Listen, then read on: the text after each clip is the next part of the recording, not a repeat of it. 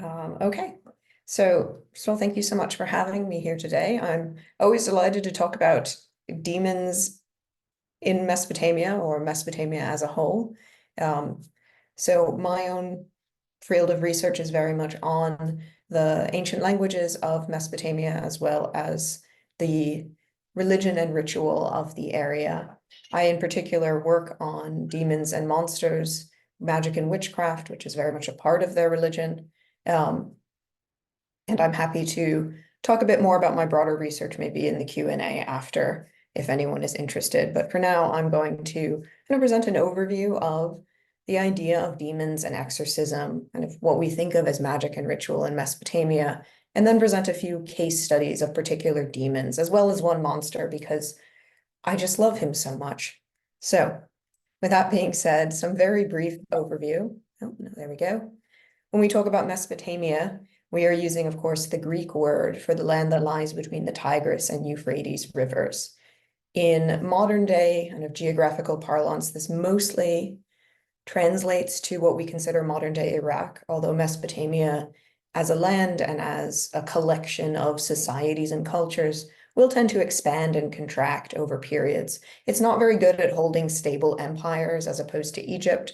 They sort of coalesce and then they collapse, to borrow the Eddie Izzard line, like a flan in a cupboard. But we do generally are looking at this area in what is roughly modern day Iraq. In light of, and a lot of what I'll also be talking about today will also land in the Levant. So our area here, not actually sure if I have a pointer that shows up, but I'm going to assume so. And as well, Anatolia or modern day Turkey. So when we're also talking about Mesopotamia, one of the things that in addition to quite a large area in terms of geography, we're talking about a very broad swath of time. So when we look very briefly at chronology, this is a crash course on important kind of areas. You know, we have a very early reign of Sargon the Great, the Sargonic around 2300 BC, but most of what I'll be talking about will be in the second and first millennia BC. So we have this important dynasty of the earthly rulers. We mostly know about them because they left so many tax records, hundreds of thousands of tax records, which is very interesting if you're reconstructing how their dynasty worked and how their ruling kind of system of taxation worked.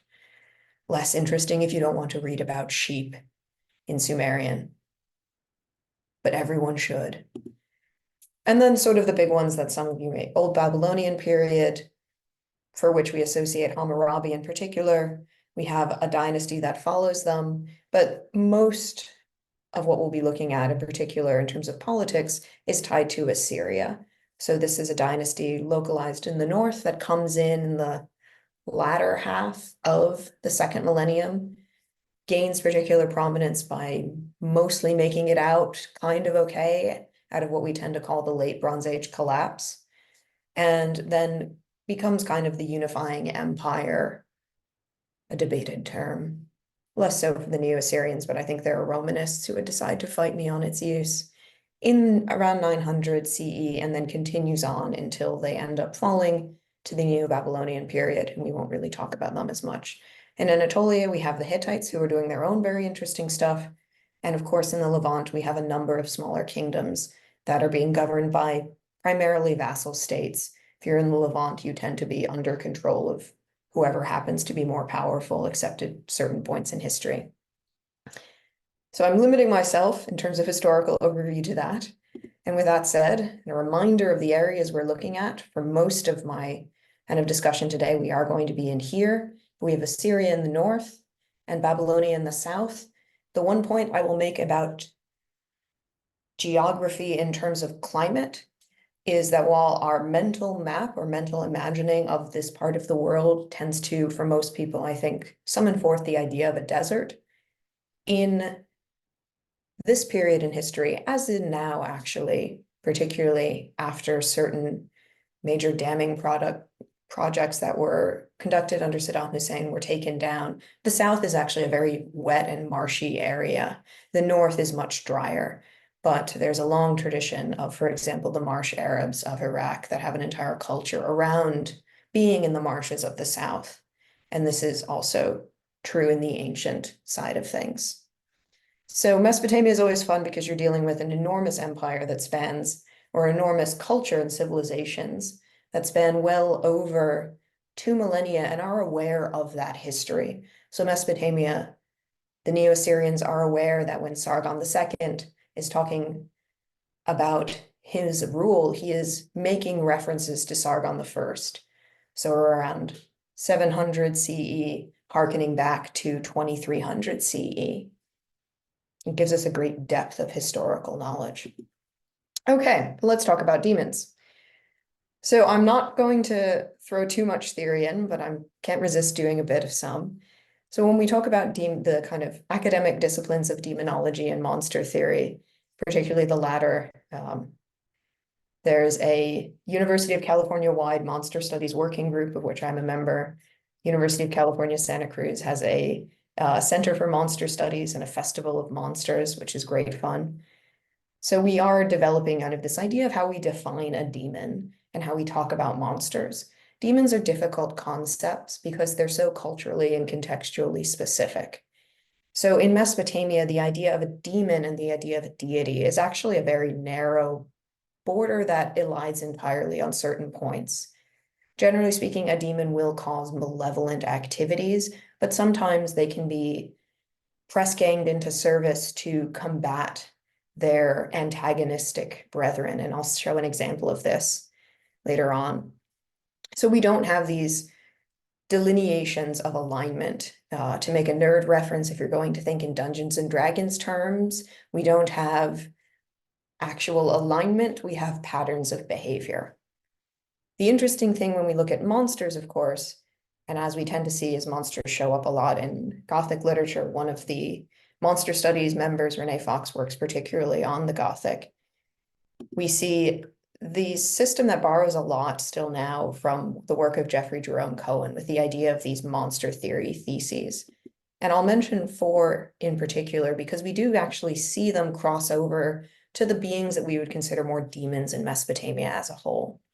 So the idea that the monster, and here I'm going to actually kind of transpose this onto the demon as well, is difficult to classify, which is very true in Mesopotamia, but also defines classification and difference by its presence. It creates boundaries by existing, but it also very often represents a desire. And we'll see this a lot with Lamashtu, who eats babies, but also has this sort of allure to her in a way. Now, I couldn't resist. One of my favorite examples, of course, of how we think about monsters or demons as culturally specific is unsurprisingly everyone's favorite.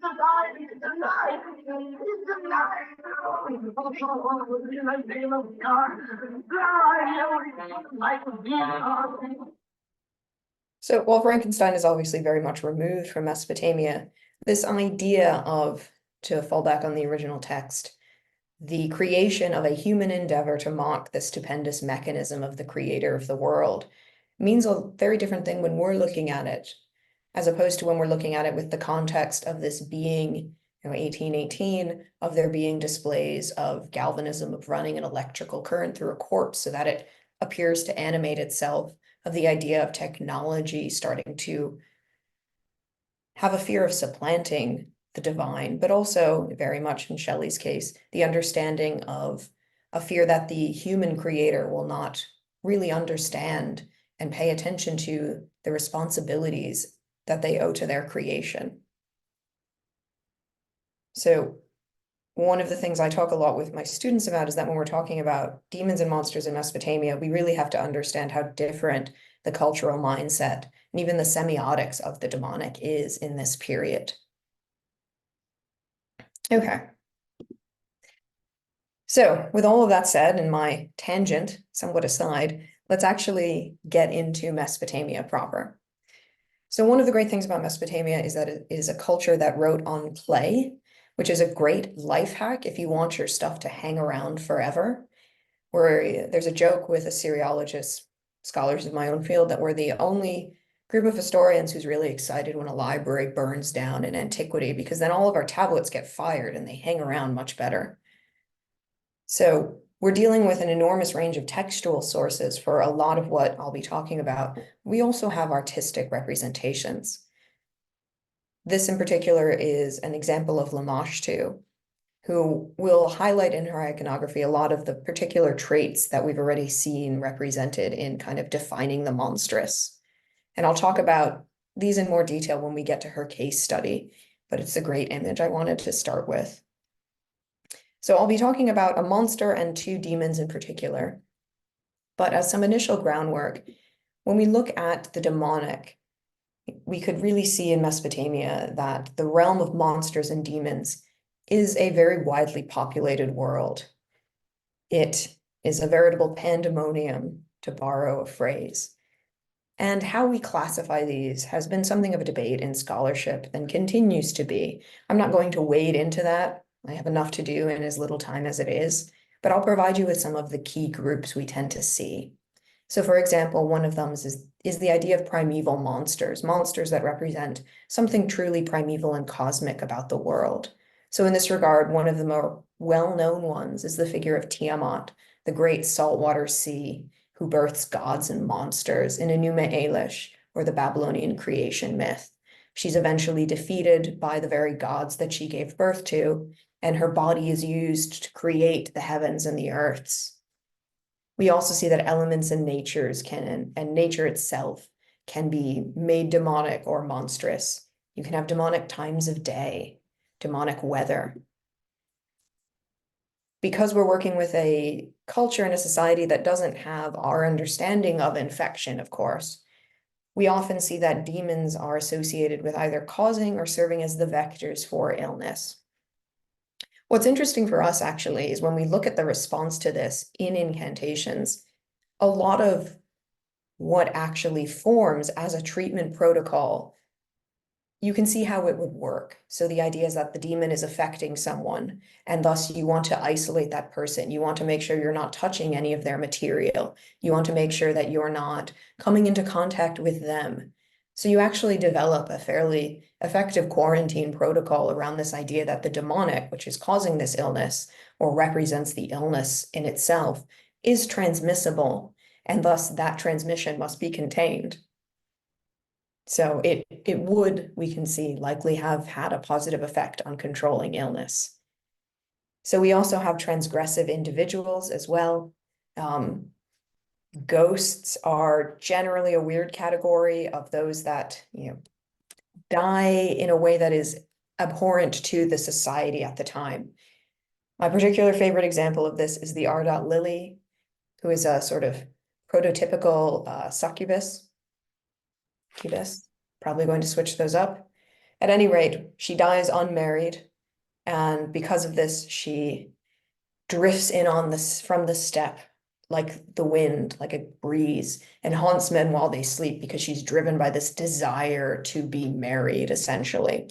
The way that you get rid of her is really great, and I'll talk a bit about this when I talk about the Ashipu. Our biggest headlining transgressive individual is the witch. So we talk about the witch a lot in Mesopotamia. I won't talk about her so much today, but the interesting thing is that we do have very few witchcraft accusations. It shows up in the legal codes. Most probably think of Hammurabi when they think of a legal code, but we by and large don't actually see an abundance of accusing people of witchcraft. The one example I can think of is actually a dispute over a field. And this guy goes, by the way, my wife's mother is cheating me of this, and also she's a witch. So it's very much tacked in. But what we do see is the idea of a demonic witch, this chaotic figure that has access to power that she shouldn't have, and consequently causes chaos on a cosmic scale. And her counterpart is someone I'll talk about in just a second. So we place a lot of these figures. I already mentioned the Ardot Lily comes in from the steppe. The idea very much is that the city and the lands outside it are safe, they are civilized, they are the area that you are protected by just the presence of humanity and order. And the further you venture out from that, the more likely you are to be under threat and under attack. So for example, the Eden, the desert or steppe, could be populated with one of my particular favorites, Mushushu. This is taken from the Ishtar Gate, this really beautiful glazed brick. But he's this chimerical creature. He also has a great tongue, just a great figure. And the idea is that they normally may not cause harm, but they do exist in the steppe. And if you go to that area, you are opening yourself to attack. So there's a great fantastical quality to distant lands in Mesopotamia. Okay, so the counterpart to all of this is a figure we call the exorcist, the Ashipu. He goes under a bunch of different titles. I'm going to stick with exorcist for right now. And what we tend to see for him is the idea of him really associating himself with the divine. I'm eliding over a lot of Mesopotamian religion, of course, but the figure we associate the most with the Ashipu is the god Enki, who is the god of what we would think of as protective or curative magic. So the idea of Enki has sent me to the sick man. The exorcist is acting in the stead of Enki. And this is important when we contrast the exorcist with the witch, because the exorcist is thus inherently legitimate. He has a power that in some ways is similar to the witch, but he is arriving and achieving that through very legitimated means, primarily through his association with the divine. It probably comes as no surprise that we are dealing with a fairly patriarchal, and that's putting it lightly, ancient society, and the exorcist, which requires an incredibly high level of technical training, is overwhelmingly male. The witch achieves this power through illegitimate means, and while we do have a male witch, overwhelmingly the witch, particularly as a standalone figure, is female. The male witch tends to be tacked on. Like my male and female sorcerers are afflicting me with harm. So both of these figures are inherently liminal. They exist on the outside of kind of society as a whole, but they do very different things in that liminal position. Okay. We also see other divine figures associated with them. I'm going to highlight Asaluhi just as his stand-in for the exorcist very often. And we even have an entire genre of incantations where Asaluhi, acting as the exorcist, will approach Enki, his father, and sort of recount the evils that have afflicted this patient and basically go, how do I fix it? And then Enki delivers to him the reply, which is the ritual instructions that you are then to do if you are the exorcist. So there's a lot of these divine parallels that help legitimate the exorcist at every stage of his process. The fun thing, of course, is that we know a lot about their training. This is a little bit of a tangent because it's a much later period than, for example, the next example I'm going to show, but I just really enjoy it and I can't resist the opportunity to insert it. We see that these are families of exorcists, of these ritual specialists, and in first millennium Ashur, we actually have excavated a library of a very prominent exorcist family. So the best way to think of it in this period is sort of, these are ritual specialists that are integrated into the government, which at that point is very much connected to both the king and the temple. The example I generally tend to use is, imagine if alongside the IRS, we had the Department of Exorcism, or that's a very American-centric example. So we have this library that belonged to them, and we know thus a sense of the text they used. We know a sense of the training that they achieved, and a lot of it tends to run in families. So not only does this allow them access to a prominent social sphere, but it allows them to control how their own individuals are trained. And also you can now imagine a happy family of exorcists all living in, first millennium Ashur, training themselves, training each other to fight demons for the state, which is fairly close to what's happening here. When the exorcist is actually doing his job, he has a number of tools. A big one, of course, is incantations. We've already discussed the divine legitimation he would use. He also can employ these kind of helper figures. So he casts out the demonic or the malevolent witchcraft to create a protected space around the afflicted. And very often he commands it. And I've given an example of this, which is taken from a very long incantation series called Urukul, which is literally just evil demons. We're not always that creative in Mesopotamia. But he literally commands that this incredibly long list of individually named figures go out.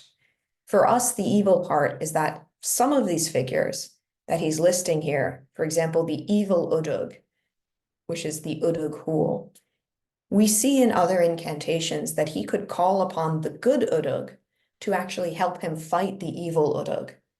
So these are really flexibilities of behavior and not necessarily alignment. There are, of course, some figures, Lamashtu, which we'll talk about in a bit, that never behave positively. Lamashtu's MO is eating babies. It's really hard to spin that in a good direction. Although in some texts, she's actually tasked with doing this by the gods, because otherwise humanity's population grows unchecked. So even then, there is a sense that she could be legitimate.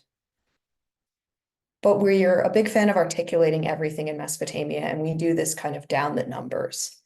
And we even have these demons, the anything evil demon. In case you left anything out, you can just tack that one on and know that you're kind of set. So before we move on to the case studies, I wanted to provide one kind of very brief look at an actual incantation, because cuneiform is great and we should all spend more time looking at tablets. So this is an Old Babylonian circa 1800 incantation. And it's really interesting because many of us, I imagine all of us, have heard the word scapegoat before. And this is actually one of our very early examples of it in practice in a ritual context. So we also have a drawing of either the demon or the afflicted man on the bottom, which is great. But what we see in this text is, I've given the hand copy to be a little bit clearer of the all verse. We have an opening statement, kind of an incantation formula, and then the malignant Asag demon is in the man's body. In this great phrase, it covers the patient like a garment. The idea is that it's wearing the patient's body as though it were clothes or a cloak. The patient is thus afflicted, and we actually have the gods come in. Enki, the lord of incantations, he sets the scapegoat as substitute. And the section here that you can see the closing signs are all the same. The same verb is used where Enki sets the head of the patient for the head of the goat, and so on all the way down to blood for blood and body for body. And then finally, we get this phrase, the evil spirits stand aside. The good version of the evil spirits are called into account to fight him. And then the final closing refrain, it is the wording of the incantation of the substitute goat. So when we talk about ritual, we have a lot of actual, very clear performative practices. And this is one of them, that the exorcist standing in for Enki here would likely have, we assume, done this with the patient. We have a lot of the manipulation of figurines. I mentioned the Ardot Lily earlier. The way the exorcist gets rid of her is he makes a little figurine of her, and he makes a little figurine of her husband, and he takes them outside the city wall, and he ritually marries them. He binds them together with thread, and then he buries them outside the city wall so that they can be married in the netherworld, unless she'll stop haunting living for her, purported husband, because she's now got a little ghost husband of her very own. So there's a lot of what we call sympathetic magical practices, doing something to a representation to then do something to the actual thing it represents. Okay. So the three case studies, and I'm aware that, as my students would say, oh, look, I'm running behind time, but that's fine, that I want to talk about are first our monster Huwawa or Humbaba, who shows up in the Gilgamesh epic as sort of an example of a bit more literary construction. And then two fun demons, Pazuzu and Lamashtu. Most people have probably heard of Pazuzu. I'll talk about his fame in The Exorcist. He's much maligned in that film. This is my constant bone to pick. But Lamashtu is also one of the most really wonderfully depicted demons in Mesopotamia. So in brief to start, if we look at Humbaba, we also get a sense of how a lot of things work with demons and monsters. So Humbaba shows up in the Epic of Gilgamesh, which is essentially our best known text from Mesopotamia. If you don't know the narrative of the Epic of Gilgamesh, find the Star Trek's Next Generation episode Darmok, and Captain Picard will tell it to a dying alien, and you can get the main points of the narrative in about 3 minutes. And it'll also be narrated by Jean-Luc Picard, which is just overwhelmingly more impressive than I can manage. But in essence, Gilgamesh goes forth on grand adventures. His companion Enkidu dies, and then, overwhelmed with grief, he ventures forth to the end of the world to find out how to escape death, which he doesn't manage to do, and he returns to Uruk, having matured into being a little less of a dick. He's very immature at the start of the text. part of his adventures, the highlight of the adventure he has with Enkidu, is venturing to the cedar forest to combat Humbaba, who is the guardian of the cedar forest. And it's described in these incredibly fearsome terms, that his speech is fire, his breath is death. We see this battle depicted in cylinder seals, where we actually see Gilgamesh and Enkidu holding Humbaba down, and they're about to strike him to cut off his head, which they take as booty, and then carry it back to the city. The interesting thing for us is that this battle narrative and the presence of Humbaba as a guardian is something that then becomes extricated from the text itself. So Humbaba travels a lot. In part, we see that texts travel a lot in Mesopotamia.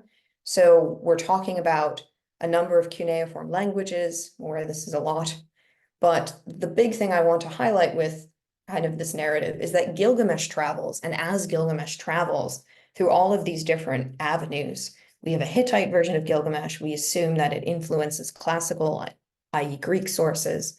It ends up translated in different cuneiform languages. It shows up in Ugarit in the Levant. As Gilgamesh's story travels, Humbaba travels with that story, but then also escapes the story. So what Humbaba represents ends up moving artistically. So we have all of these different seal depictions of Humbaba, and also his face becomes actually a protective emblem of itself. So this idea of Humbaba's gaze being death, right, means that his gaze can strike power and fear into any who oppose it, and that gets repurposed to act protectively. And part of why I'm also spending time on Humbaba is that we're going to see this in action with Pazuzu a bit later on. So we can see how wide a lot of this travels. I'm aware that these are places that are, all over the map, and probably one names that for some people are a little alien. So what we can see here is essentially we're looking at here, Nuzi. We're also looking at Amar. We're looking at examples up here in Anatolia. We go all the way across. And what travels is this extracted power of Humbaba's gaze, or this combat scene that is so potent in the text itself. So we start to hit on the idea that monsters and demons can move. And even though they are initially very culturally tied to their original point of origin, they can be repurposed really easily in a lot of ways. But what gets repurposed is really interesting. It's something I'll talk about very briefly at the very end. So we can see Humbaba, used on much later reliefs. And we start to ask this question of, is this still the combat scene of Humbaba, Gilgamesh, and Enkidu, or is it now become kind of emblematic of a combat scene as a whole? We have a much less well-preserved version here. Finally, and one of the most interesting things for me is that, we start to ask these questions of, does form follow function, or does function follow form? So we have an example of one of these Lamashtu creatures, which again protects via its gaze. In this example is from the Palace of Ashurnasirpal II. It's in the Metropolitan Museum, although much as I would say go see it, the wing is currently under renovation, and I think will open again in 2027, I think. They're redoing the whole wing. It'll be beautiful when it's done. But then we also have this example from Tel Halaf, and we can start to ask of how much of it transfers across once we start shifting a lot of the original body of the creature. If anyone's wondering why the Tel Halaf statue looks like it's really seen 20 miles of bad road, it's actually, in extreme brief, a very interesting story of modern history. A lot of these statues were kept in Germany, who did the initial excavations. During World War II, the museum they were being held in was bombed, and the statues actually held up pretty well until the fire trucks came, and the cold water hitting the very hot statues exploded them. And the fragments were all collected, and then a massive kind of in collaboration of modern scholars and archaeologists and historians and art historians pieced them together in really, I think, the late 90s, early aughts. So he may look a little worse for wear that he exists at all is quite remarkable. So finally, this different use of Humbaba is the really interesting thing, because we can see how monsters can get repurposed. So Mesopotamia, in addition to exorcism, is very fond of divination. We have a number of different ways of doing this. One of the particularly fun ones is extispacy, which is you take an adorable sheep. I tried to find the cutest one I could, and you cut it open, you kill it first, and then you look at its entrails and liver, and based upon the deformities, the presence of different signs, we actually have liver models that articulate what they mean. You can accumulate an answer very often to a yes or no question. A colleague of mine, Selena Wisdom, works a lot on these, and she's actually kind of done write-ups of, I think, based on the entrails of the sheep, will this modern election go one way or the other? I think she accurately predicted Brexit. So the sheep knows our sins, clearly. And we see this with Huala as well. This great image actually writes on the reverse how if the entrails of the sheep look like the face of Huala, it is this omen of a usurper king. So the idea of Huala crossing over, and you can see that the model of Huala here is meant to look like twisted entrails. So when we look at Humbaba, Huala, I've been switching, one is Akkadian, one is Sumerian, they're interchangeable. When we look at this figure, even though he's someone who generally starts in literary texts, he moves into all of these different categories and provides for us a really interesting example of how this very striking, monstrous figure can become repurposed in all of these different ways. Okay. So with that being said, let's look at case study 2, who is a lot less unequivocally terrible. So my order is a little out of order. I'm not sure why PowerPoint remains mysterious. It's probably a demon of its own. So what we have here is Lamashtu, who is one of the best known demonic figures from Mesopotamia. She actually has a divine origin. She starts as a goddess, the god An's terrible daughter. And essentially, she's cast out of heaven because she keeps eating babies. Her father, Anu, says, stop doing that. She goes, oh, but they're delicious. That's it. No more being a deity for you. As I've already mentioned, we do have some conflicting origins for her where she's actually created to do this, to control mankind's population. But most of our texts include her as, she is cast out because she's doing this transgressive act. And then she ends up representing very much the fear of, we're talking about a pre-modern society. One of the things we tend to see overwhelmingly is a high rate of infant mortality, a high rate of death in pregnancy, a high rate of death in childbirth. And all of that gets explained through the most kind of terrifying demon you can think of. And because of this, we develop this incredibly, really lovely complex system of rituals to oppose her. So we have individual amulets. We articulate a run of names for her. And then we can inscribe them on the back of amulets. Or if you're less wealthy, you're going to get ones that don't necessarily have actual writing on the back, but just a suggestion of it. She develops her own iconography over time, which is much less common for demonic figures. We don't tend to associate them with a very clearly delineated iconography, except for Lamashtu and Pazuzu, actually. But what we also see for her is that she appears in this really detailed series of rituals that highlight how to get rid of her. So she's connected to her own kind of history. The incantation series is some 600 lines long. It starts in the second millennium. It kind of standardizes, as many things do, in the first millennium. But Lamashtu even kind of escapes Mesopotamia. And we can track references to her in later Aramaic and Syriac texts.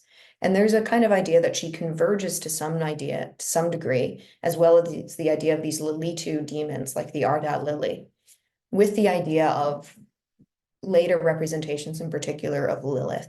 So there's a lot of cross influence going on, and other scholars have worked on this much more. Aramaic and Syriac is late for me. When we look at these incantations, it's great the level of detail we have. So Lamashtu is described as the one who comes up from the marshes. Her feet are those of the Anzu bird, this terrifying bird. Her hand spells decay. She sits on thresholds. It's how she infiltrates dwellings. Her fingernails are very long. And then, in view of her unseemly deeds, which again was eating babies, Anu forced her to step down from heaven and denied her worship on earth. So she's constantly angry also that she's being denied the worship and offerings that as a once goddess would be her right. But we have all these descriptions of her following women about to give birth. She counts their months, marks their days on the wall. Bring me your sons, I want to suckle them. I want to, in the mouth of our daughters, I want to place my breast. But in her hand, she holds fever, cold, and chills. She spatters venom, snakes poison, and scorpions poison. In an open house, she enters, and this great image that she slithers like a snake into a locked house to strangle the youth. So Lamashtu will kill anyone, but she's a big fan of basically pregnant women, babies, young individuals. That's her target demographic, shall we say. When we see her, on art, we see a lot of these fears represented, but we also have these really interesting ways to get rid of her. So there are a few ways that the ritual practitioner, the Ashipu, can get rid of her. This is one in particular, and it's all done through, again, these principles of sympathetic magic. So you make a figurine of Lamashtu, you libate water for her, you actually give her provisions. You pour hot soup for her, you give her a flask of oil, you provide her with travel provisions, you recite the incantation to her that kind of forces her to move into the figurine from the afflicted individual. And on the third day, you bury her outside the city wall, very often with these provisions, so that she kind of has them on her way to the netherworld. There are other references to actually stabbing her with pins, burying her with a figurine of a black dog, which is associated with Gula, the goddess of healing. But most of them seem to coalesce on this idea of giving Lamashtu things that would make her go away. And we see this really beautifully on this plaque. It's in the Louvre. It's from the first millennium. It's really absolutely beautiful plaque. And there's a few things going on here that I want to talk about. So we have the obverse of it here, and then the drawing just to be a bit clearer. So what we have here is actually the demon Pazuzu hanging over the top. He's kind of perched over the top. The reverse is his body. And I'll talk about Pazuzu in just a bit. We have a row of divine emblems, and then a row of these sort of attacking weapon figures who are presumably also there to combat Lamashtu. We have them here as well. We then have the afflicted, who here is much more an adult figure, being kind of healed or tended to by ritual practitioners. There is a long reason why they are wearing fish cloaks. It is related primarily to Enki, again, our god of curative magic, being associated with the Apsu, the freshwater dwelling beneath the world. And from that, we have these fish sages that come forth and bring wisdom. I'll stop there. But most importantly is this final register here. Because what we have here is Lamashtu, who again is this really interesting figure, right? She's representing, in many ways, the antithesis of motherhood. So she wants to suckle infants, but her milk is poison, and very often she suckles wild animals at her very pendulous breasts instead. Her hands are very specifically many-taloned. She has more than 5 fingers or talons, and that allows her to grasp infants instead of actually cradling them. But instead, she holds snakes. She has this snarling lion's head and these kind of raptor claws. So everything about her is inverted. She's feminine with a lot of these features, but they're monstrous and chimerical. But what's actually happening here is Pazuzu, who we'll talk about in just a second, is actually driving Lamashtu into the netherworld. But because she's so powerful, you have to kind of help it along. So you're giving her all of these provisions, which you see on the far right. And she's actually also given a donkey to help her through the desert. And the netherworld is sometimes described as being divided by a river. So she's atop a boat that will help her get across it. And all of this is basically, here's your stuff, here's your donkey and your boat. Go take the donkey and the boat and go across the river and go back to the netherworld where you'll stop being such a bother and such a danger to everyone. So there's this embedded levels of all of these offerings writ large in this one text, or rather in this one object, I should say, but we also see this represented in texts. So tied to Lamashtu is Pazuzu. The one final note I want to make is if, this is a beautiful object. If you owned this, you were rich in Mesopotamia. But let's say you wanted to protect against Lamashtu, but you don't have the money required for an intricately worked metal protective plaque against Lamashtu.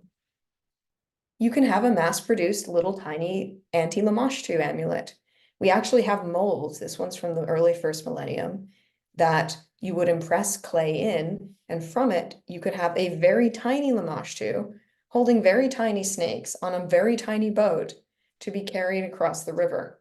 So we have this idea of mass production of protection in a way that is also adorable, but you can see how a figure like Lamashtu would be so terrifying. You need the utility of protecting against her to be available to everyone. Very tiny divine emblems as well, but the tiny boat gets me every time. Okay, so Pazuzu, and the bone I have to pick with Pazuzu. Everyone I think who knows Pazuzu knows him generally from The Exorcist, right? I won't show all of the clip. This is from the first Exorcist film. And what we have here, this is they actually went to this site. So skipping ahead, we have him climbing up to be confronted with, dun dun dun, the statue of Pazuzu, which this is, I should say, iconographically and anatomically correct, but in terms of size, ludicrously oversized. We have statues of Pazuzu. A very famous one is again in the Louvre, and they are, about this big at most. And that's an extreme example. But we have Pazuzu, I think because of his phenomenal iconography, was used as this model for The Exorcist. Let's run.